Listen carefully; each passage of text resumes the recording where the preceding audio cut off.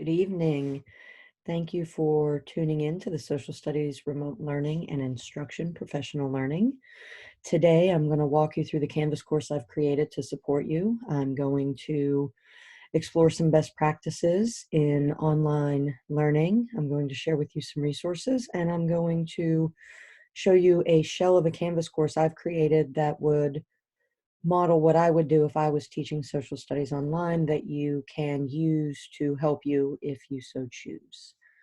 So again, thank you for being here. I know that this is an interesting time that we're living in here, and I appreciate everything that you're doing to help our students and keep their learning going. So without further ado, let's jump right in. When you log into the Canvas course, this is what you'll see. Obviously, the video I'm making you right now will go here. There's a link to a presentation, just 7 slides, and the tiny URL if you want to access it outside of Canvas and in Google. So our objectives are, we're going to talk about how we reconnect with our students in an online environment. We're going to get everyone comfortable with online or remote instruction, looking at best practices, tools to engage students, and then share resources and ideas. And then we're going to continue to provide supplemental educational opportunities for our students in the upcoming weeks. So step one, you should have been working on this Thursday and Friday, would be to set up your learning management system, or what we call an LMS. So if you are already established in an LMS, if you're using Google Classroom, Canvas, Schoology, something like that, and your kids are comfortable with it and you're comfortable with it, then you don't need to change and switch over to Canvas. Just stick with what you're doing and keep doing that.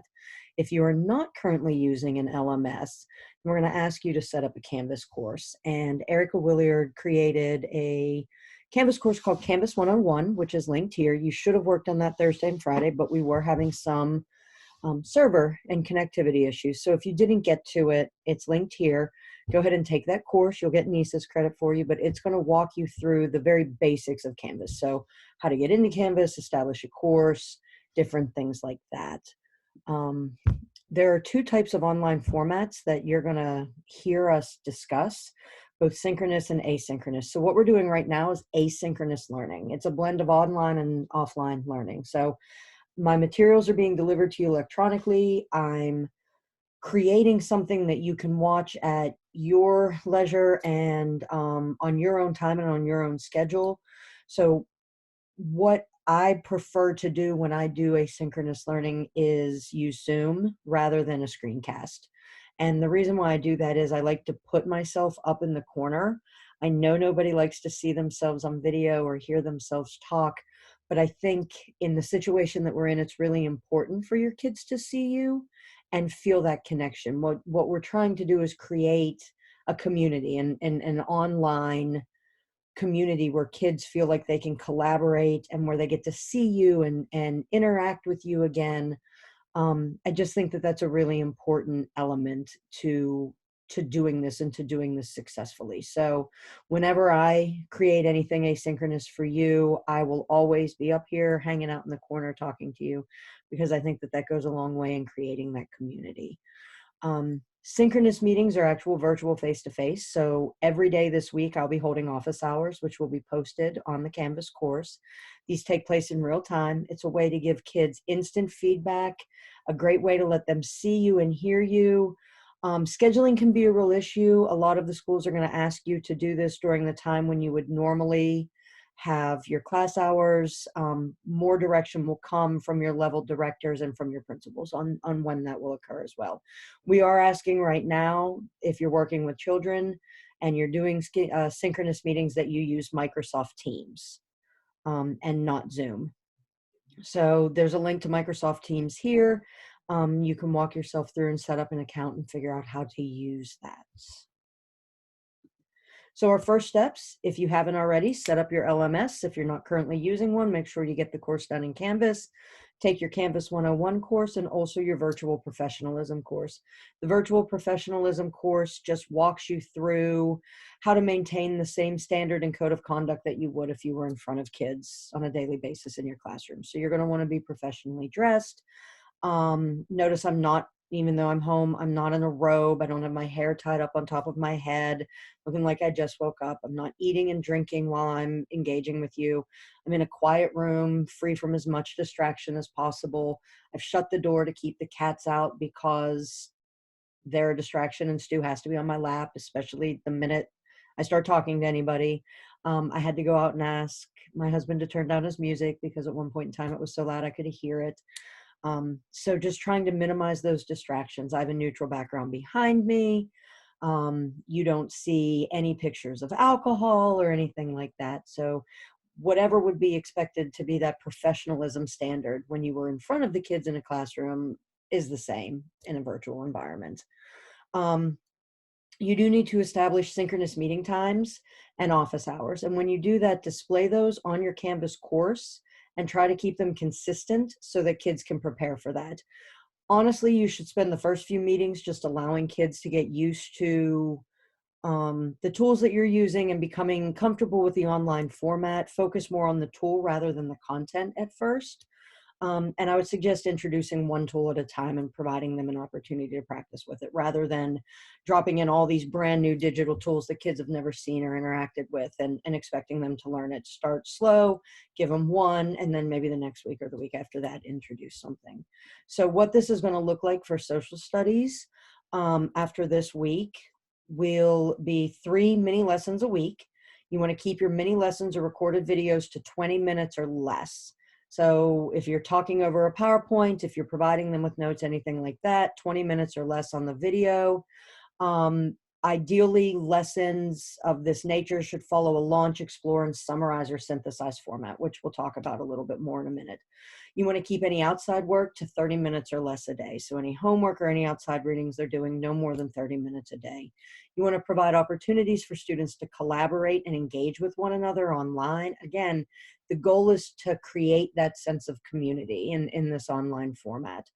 You want to provide opportunities for students to engage with primary source documents, and you want to provide opportunities for students to read, write, think, and speak like historians. So the same things that you would be doing in your classroom to develop historical thinking skills and engage with primary source documents, you'll do online. And then you do need to meet with them synchronously once a week. This can be at any time. You'll want to think through your schedule and what this looks like. If you maybe put mini lessons out and you say, we're going to do mini lessons, I post them on Monday and I'm going to meet with you on Wednesday because everything is going to be finished by Friday. And so that sort of gives them time to engage with it. And then if they have questions, sit down with you on Wednesday rather than waiting to the end of the week. But it's really what's ever going to work best for you and with your schedule. So let's practice with this a little bit and look at what this could look like. So what I've done is I've created this Canvas course to look like a Canvas course would if I was teaching history online. So I would have the week of whatever the instruction was. In this case, I put March 30th to April 3rd.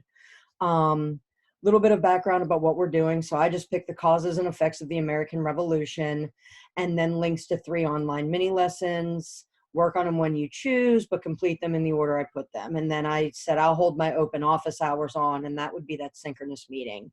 And again, I've done this so that it's sort of like a shell. Feel free to just cut and paste this if that's what you want to do.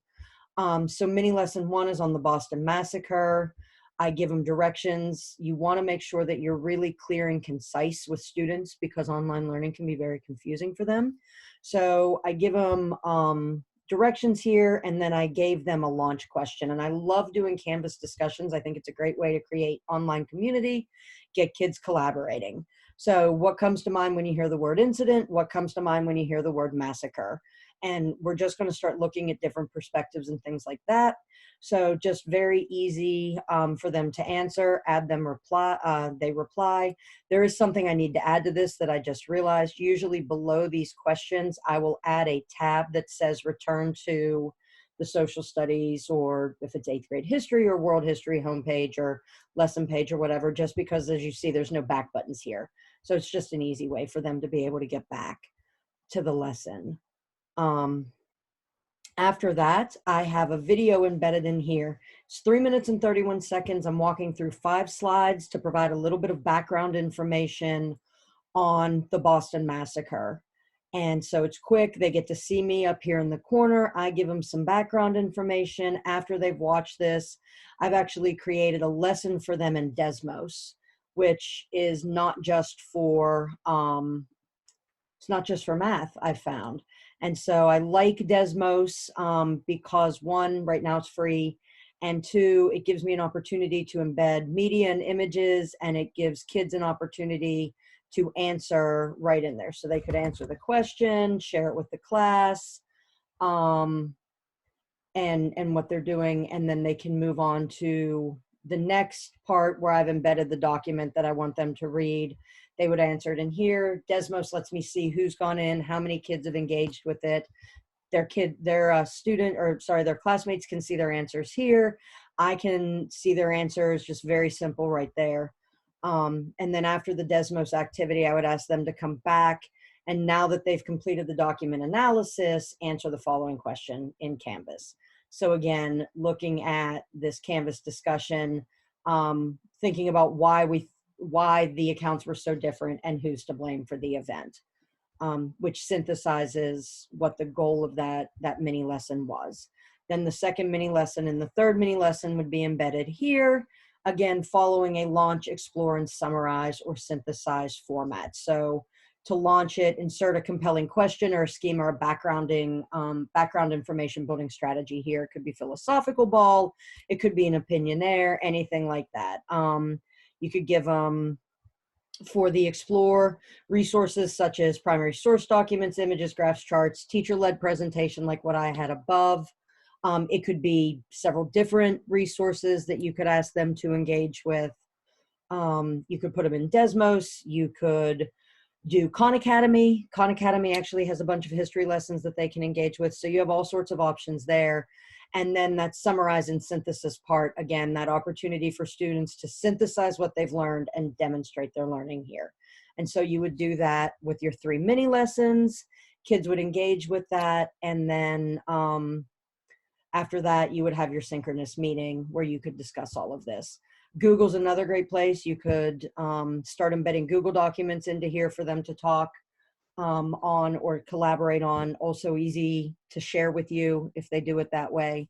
They can just, I always try to force a copy when they go in and they click it. So if you had questions you wanted them to answer or anything like that, you could embed the documents right into Google and then answer that.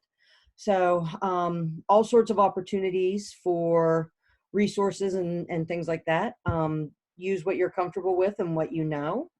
The last thing I do want to show you is the last slide in this is a resource page. So there's the NCDPI remote learning website. They've curated a whole bunch of online resources that are currently free right now to teachers.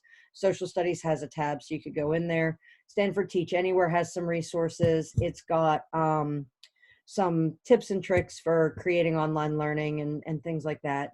And then Edcitement, Desmos, and Stanford were some of the ones I found on the NCDPI website that I thought were good tools for this type of online learning. Like I said, I'll be having office hours all week.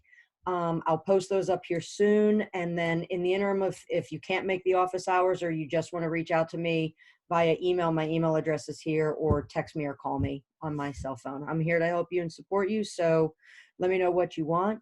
Again, I appreciate you watching this and good luck. It's a whole new world we're living in right now, but I'm confident that you guys are going to do what's best for kids and make this a great experience for everybody. So let me know what I can do to support you, and I'll talk to you soon. Bye.